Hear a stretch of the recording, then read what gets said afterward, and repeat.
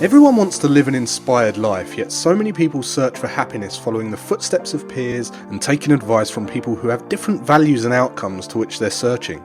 There are people born into wealth, graduated from the best universities in the world, and there are people who have none of that and yet are living extraordinary lives full of fulfillment and reward. The purpose of this podcast is to share insights and strategies that allow you to question the status quo and think freely, so you can design your life and be who you want to be. We get one life. Time is our most valuable asset. I believe that when we're free and able to focus on meaningful work, we become better human beings. This is Always Free, and I'm your host, Jason Greystone. Welcome to the leading podcast for financial empowerment and wealth creation. Subscribe to this podcast so you don't miss an episode. You can connect with Jason on social media and subscribe to the Jason Greystone YouTube channel for weekly videos. Don't forget to also subscribe to the weekly newsletter to receive frequent educational content and action steps to help you design your life so you can be who you want to be. For news on all future events and updates, go to jasongreystone.com. Alright guys, welcome to the podcast. Episode 11. If this is the first time that you've come to listen to this podcast, you've got 10 previous episodes to get through, and I highly recommend you go and give them a little listen. This is the number one podcast for financial empowerment and wealth creation, so you can design your life and be who you want to be and live an inspired life. So welcome to the podcast. It's been a busy week, been a quick week this week. It's gone quite quickly for me. Lots of great feedback from last week's episode, and some of the feedback I'm getting on the social media. I know I mention it a lot, but it just blows me away. I had someone write to me today and say, this is the first time I've ever had this much savings in my account. I'm already feeling better. I feel amazing. And just it's how the concepts and the principles that I'm sharing in this podcast is really having a benefit and an impact on people's lives. So really glad that I'm able to get a message out to people in this medium. So thanks for listening. If you haven't already given this a little rating, give it a little review. It's at over 100 ratings. I'm trying to get to I'd love to get to 100 reviews. I think there's about 60 or 70 reviews left on iTunes. If you can leave a little review, take a few seconds just to leave a review, that would be much appreciated. So this week, I've been quite active on social media, particularly Instagram. I've been putting up a couple of Instagram live videos this week, sharing some kind of insights on wealth creation, financial independence, and they've all been spurred from messages that I've received on those platforms. And I just want to kind of share with you something that happened earlier on in the week, because I started talking about on the Instagram stories about how if you was to kind of stand in a room and there was 10,000 people in the room and you asked them the question, who wants to be financially independent, about 99 to 100% of the hands would go up, right? And I then said, but if you ask the question, how many people are now financially independent right now, most of the hands, almost all of the hands would probably go down, unless you was in some kind of, elite group, super elite group, most of the hands would go down. And the truth is, less than 1% of people actually achieve financial independence. And all that indicates is, if they all want to be financially independent, but only 1% do it, all it means really is that people don't live by their true values.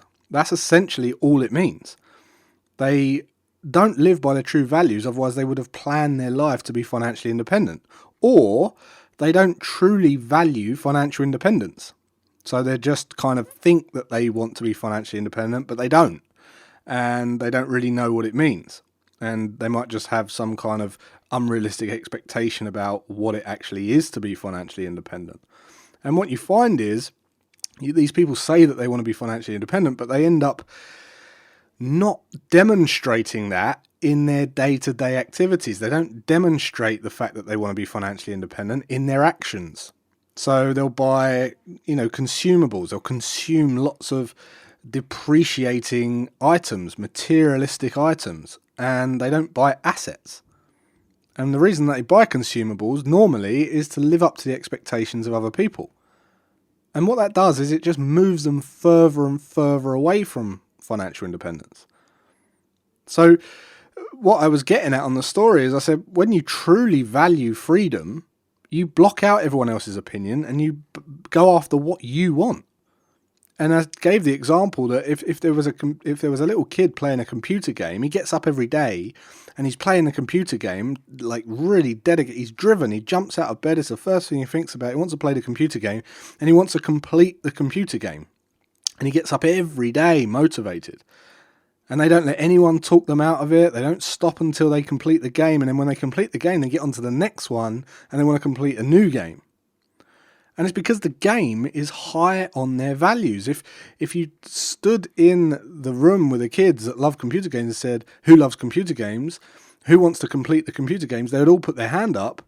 And then you would say, who has completed the computer games? And loads of them will keep their hands up because they're dedicated to fulfilling that task because it's in line with their values. So my question was, is financial freedom really high on your value list? Because if you was one of the people in the 10,000 in the room and you answered yes, well then does your actions match your values? You know, what are you doing with your income? Are you buying things or are you buying time, as I said before? And the truth is, I always talk about buying time, right? And I'm going to be sharing some strategies on how to really, really buy back some time. But the truth is, if people find themselves in a situation where they're poor or they're broke, it's either because they don't care enough about humanity to go and serve it, or they don't know how to manage what they earn. So what I kind of said was, you know, I put that story out and people, I got a guy message me and he said, listen, what is the point of saving and investing? You know, we only live once. I would rather spend it and enjoy it, right? And I made the point that if you think that way, you don't value financial independence. That is a prime example of someone who doesn't value financial independence. Would you agree? Right? Because financial independence isn't about saving and saving and saving a load of cash. What it is about is it's about providing an income and providing resources that allow you to cover your lifestyle so that you can then really, really hone in on what your true values are. And you get up when you've built a cash cushion and you know that you've got living expenses to last you 3, 6, 9, 12 months in the bank. That's when your mind shift changes and you get up driven to get out of bed, like the kid playing the computer game. And you want to do what you want to do and you're inspired to do what you want to do. And the people that haven't got that or don't value financial independence and they've got the attitude of, you know, I'd rather just spend it, you only live once kind of thing. That's fine if you are that person, but you might find that when you get down the road, you become a little bit tired. You can't keep that up all the time. You can't keep that treadmill going for too long, and you'll start to resent the position you're in, because if you love what you're doing at the moment, great, and you're getting cash and you're getting rewarded for it and you're spending it on all your lifestyle, what you want, and you're getting everything that you want, and you've got this attitude that you might get hit by a bus and you would rather just enjoy it. My argument is, are you enjoying it? Because if you are, that's great. Okay? If you're not, then you're missing the point. Because, as I say, when you become financially independent and you're not reliant upon a job or a partner or a boss or a location, you're not tied down anywhere, you are liberated. And if you do love what you're doing and you're living hand to mouth and you're getting paid and you're spending it all out, well, how long can you outlast that? Have you got the energy to outlast that? Because what I find is lots of people get very frustrated with their industry or their job. Some people become a bit tired and they just really want a break. They get down the road to 50, 60 years old and they're like, oh man, I've got no backup plan. And a great way to look at it is if I was to get them in a room and we sat down at my desk in my office and I put £10 million on the table and I said, if I give you this £10 million, what would you, and you don't have to work, this £10 million is all yours and you don't need to work, what are you going to do tomorrow? And their answer will be something like, oh, well, I'd start a football club, or I'd start a fishing club, or I'd go traveling, or I would work with animals, or I'd work with old people, or, I would go and help the community. And that would be their answer. And what that means is if their job doesn't reflect what those values are, because that's their true values coming out, if their job doesn't reflect that, that means they haven't lived their life by their true values. And if the answer doesn't match what they do day to day, they're the people that are going to become frustrated, and then they're going to wish that they did say, I should have invested. Think about it this way. If this is you, there's nothing wrong with it. You might not even be aware of what financial independence is. I think this is where the grey area is, and people think it's some kind of out of reach place. The reason people don't get there is purely because they don't take the actions that align with their value, because they don't value it enough. But if you was to, I'm sure many of you have played the game Monopoly. I've played, I don't think I've finished many games because my kids end up setting up IOUs every time we play. But everyone's played the game Monopoly, okay? If you haven't played the game Monopoly, the way you win the game is you buy the most red hotels. That is it. You try and buy as many expensive assets as possible so that you generate an income higher than your expenses. So every time you go around the board, you are accumulating more than you're paying out to the other players. That's how you win, right? You win the game that way. Imagine trying to win a game of Monopoly and your strategy is to never buy an asset, never buy Park Lane, never buy anything, never buy the train stations, never buy the houses, never buy the hotels, and all you do is collect the £200 every time you go past go, or the $200. Do you think you'd win? No. That is not how you win Monopoly. So you can't win at the game of financial freedom or the game of life if you're living hand to mouth like that. If you're just collecting $200 every time you go past go, you're not going to win the game of Monopoly. You're not going to win the game of financial independence. And by the way, the probability of you being hit by a bus is very, very, very, very low. Something like 1 in 700,000 people, something like that, from being hit by a bus or injured by a bus. So I think that's a bit of a kind of cheap shot, maybe an excuse in their own mind as to why they would say something along those lines. But I think the question that I've got is, for those people, it's fine if you're living day in, day out, and you've got, 2 foot in front of your nose, you've got loads of great experiences, and that's great. But my question is, are you enjoying the time? Because that, to me, is what it's all about. Financial independence, to me, is about covering my living expenses, being in a place where I've relaxed my mind enough to know that I've got the living expenses covered so that I can get up and think about what I want to do each day.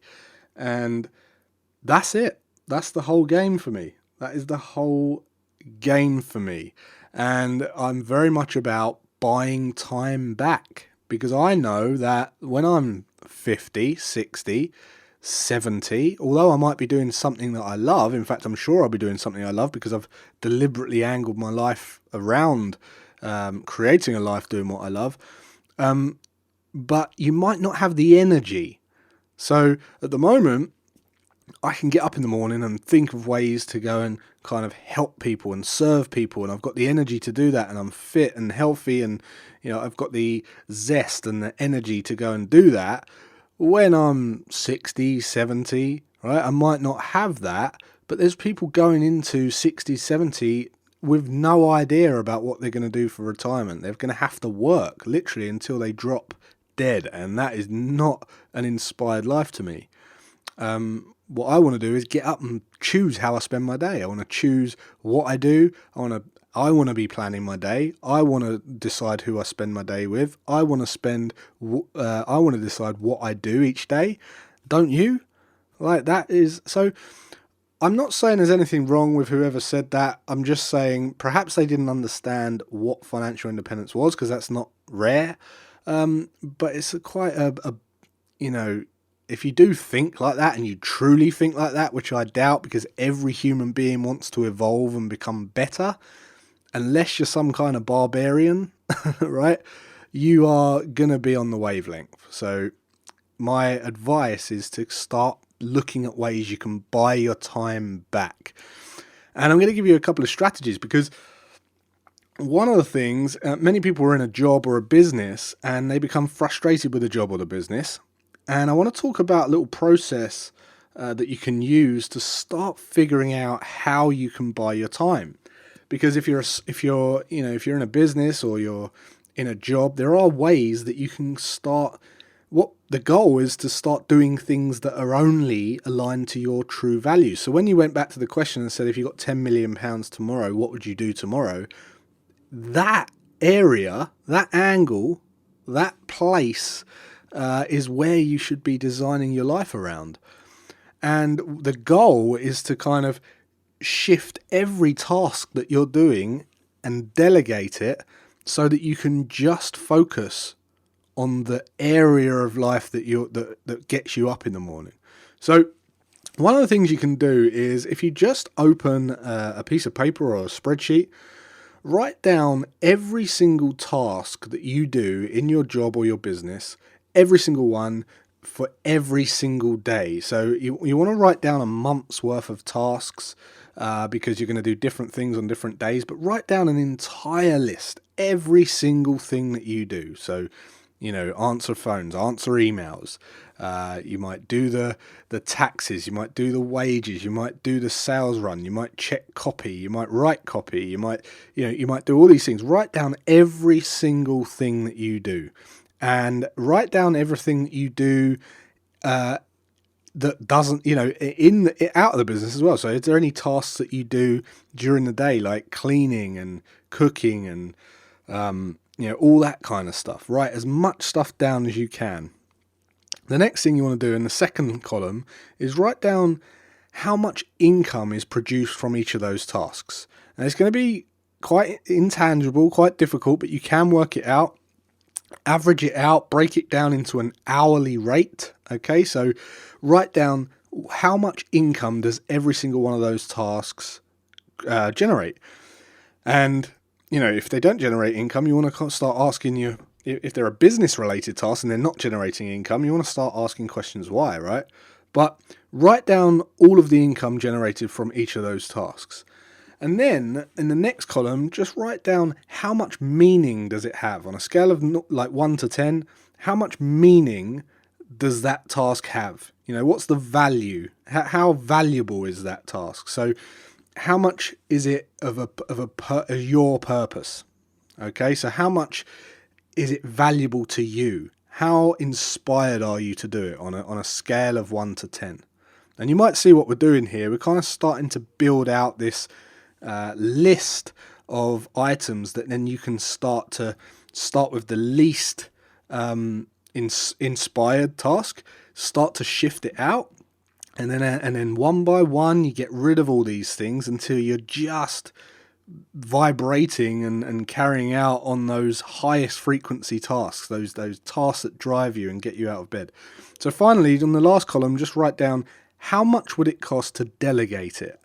And it would be a really wise exercise to go through this seriously, go through it properly and write down every single task, everything that you do every day for a month, write down how much income it generates, write down how much meaning does it have, how meaningful is it to you from a scale of 1 to 10, and then how much it would cost to delegate it. Now, I'm not talking about salaries and annual salaries and all that kind of stuff. An hourly cost. There's plenty of ways you can delegate. There's plenty of sites like Upwork and Fiverr where you can go and outsource different tasks. Break it down, and when you start to realize that actually my time is more important, I would rather kind of sacrifice this little bit of cash and pay for that, because in that time I can work more on the things that are meaningful to me and create more income, much more income. You might even find that some of the things that you delegate you can still profit from, but you've just delegated it. The profit's not as high, but you've delegated it, and that's where the real profit comes in time. Have a think about that. And I was speaking to one of my private clients this week, and I kind of went through this model with them, and they said, listen, I've been working from home lately, and I've just started my business. I'm working from home. I'm trying to delegate tasks so I can focus on the bigger picture and really go after put 80% of my attention and efforts on the 20% most important to me, so I can really drive this thing forward. But what I'm struggling with is, I'm working at home and I've got the family, and there's kind of a juggle between the two. And this was very common for me. So what we find is, because we live in a world right now where you and your parents, anyone listening to this, anyone kind of millennial and older, your parents definitely are from this time where work was a workplace. Okay, there wasn't really mobile working, there wasn't online working, and what you would do is you go out and you'd be seen as a hero. If you went to work all day, you'd be in a factory or an office or wherever, and you would work all day, and it doesn't matter what time you come home, because you're out in the office. You might not be doing anything at the office, but you're at the office, so you're the hero, right? Dad's the hero, he's the hero, she's the hero, mum's the hero. And because you're out at work, no one sees what you're doing at the office, but you're just seen to be a hard worker. You're out at the place of work for long hours, you're working hard. As soon as you start to work from home, what you find is you've got an office. You might have an office at home, but when you choose to work at home, it doesn't matter what time of the day it is, you're seen as ignoring the family. All right? You're in the office, you're choosing to ignore us. And the whole thing changes. And you're like, well, what about when I was out like till 8, 9 o'clock in the office? I was a hard worker then. Now I'm like getting it in the neck for ignoring you. And this happens. This is a genuine problem.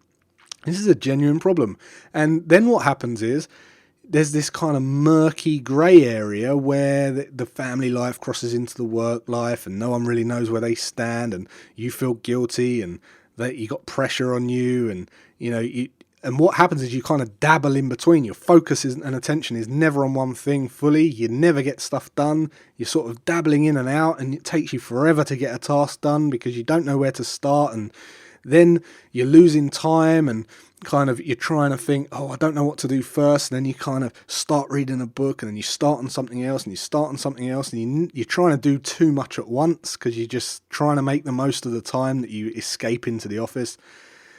And it shouldn't be that way. It shouldn't be that way. So what we did is we bought this. I'm going to give you a little tip now. What we found helped was when I was working in my office, like my kids would be walking about outside like zombies. Wife didn't know whether she could talk to me. Kids don't know when they can talk to you, if you're busy or what. And everyone was like in this uncertainty. And what we did is we went out and bought a massive whiteboard, the biggest whiteboard we could find. We mounted it in our kitchen, and across the whiteboard, what we did is we put all of the days of the week. So Monday through to Sunday, we put all the times on the board throughout the day. So we had this big cross-check graph chart of the week, and we picked up 4 different colour pens. So one for me, one for my wife, and my 2 sons, all different colours. And the first thing we did was block in all the family time. Now, the family time is non-negotiable. So we put in all of the times where it would be me and my eldest son, me and my youngest son, me and my wife time. We had date nights. We had, which we've got tomorrow. We have a hot tub session. We had family walks, we have family lunches, we have our dinner times set in there for family. We've got a section for no technology after a certain time. We've got sections for, all different things, family board games, reading, drawing, and we book all that stuff in as non-negotiable time slots. So we put all of that on the board in a yellow or orange pen, and then we each pick our own colour, and then we block in our own tasks. So for instance, I've got on the 5 o'clock hour, I've got the gym, I've got some meditation, and I've got my pre-market analysis. At 6, we've got the breakfast. I've got my runs in there. I've got when I do my emails on Monday and a Thursday. Then I've got all my business development stuff. I've got my newsletter stuff. My wife's got when she goes to visit her nan, and when we do the kind of order the shopping and stuff like that. All of that kind of stuff's on there. And what that does is it gives absolute clarity and structure and certainty over where everyone stands in the week. Because if there's the one thing I've learned, it's people don't have to have the full answer. They just need to know where they stand. They'd rather know yes or no, or they'd rather know, something rather than nothing and be left in limbo. So what we found is this gave us it took off the pressure. Everyone knew where they stood. Everyone was excited for the times that we were spending together. We could relax a bit and know that on Thursday night we've got this night, Saturday night we've got film night, and it really just relieved all the pressure. And I think it's essential to have a system like that in place, because it just brought, absolute certainty and just certainty to the whole family unit. And ever since we've done that, we've had people come in the house and they're like, because it's the first thing you see when you walk in the house, and they're like, wow, what's that? And you explain what it is, and they're like, oh, we need one of those. We need one of those in our house.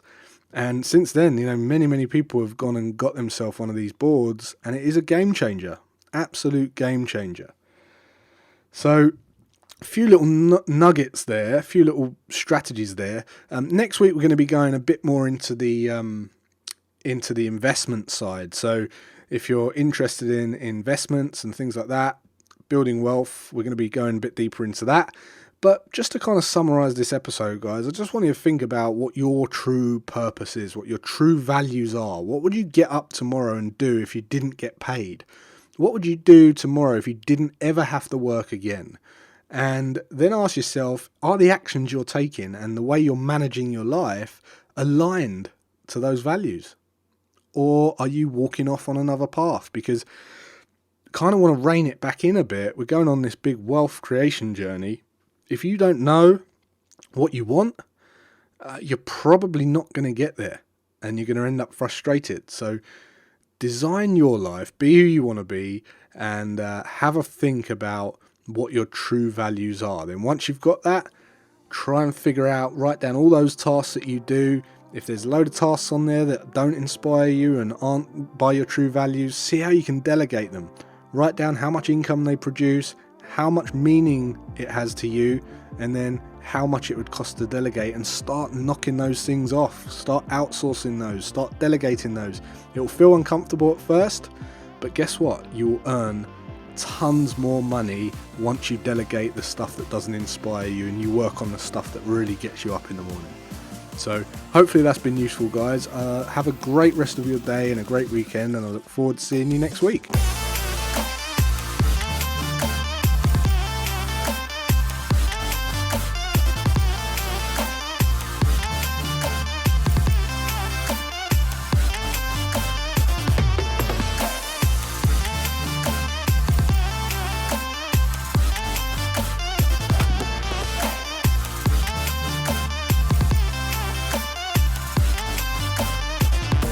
Subscribe to this podcast so you don't miss an episode.